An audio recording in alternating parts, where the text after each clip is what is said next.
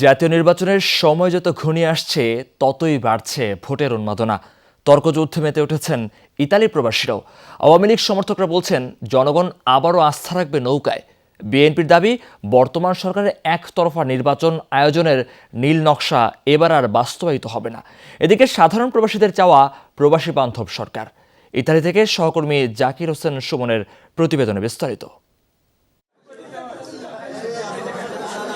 তফসিল ঘোষণার পরই বইতে শুরু করেছে দ্বাদশ জাতীয় নির্বাচনের হাওয়া। শেষ মনোনয়ন যাচাই বাছাই। আওয়ামী লীগ জাতীয় পার্টি সহ যারা নির্বাচনে অংশ নিচ্ছে এরই মধ্যে তারা জোর প্রস্তুতিতে নেমে গেছে। অন্যদিকে চলছে বিএনপি ও সমমনা দলগুলোর নিরপেক্ষ সরকারের অধীনে নির্বাচনের দাবিতে একদফা আন্দোলন।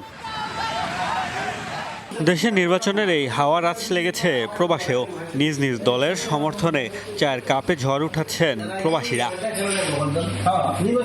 আওয়ামী লীগ সমর্থকদের দাবি আবারও নিরঙ্কুশ বিজয় নিয়ে ক্ষমতায় আসবেন বর্তমান প্রধানমন্ত্রী শেখ হাসিনা। তাদের অভিযোগ জিততে পারবে না জেনেই নির্বাচনে অংশ নিচ্ছে না বিএনপি।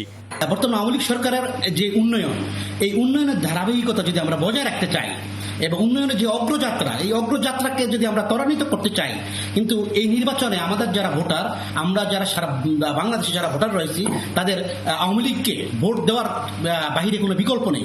আসুন আমরা সবাই ঐক্যবদ্ধভাবে দেশ গড়ার কাজে এগিয়ে আসি।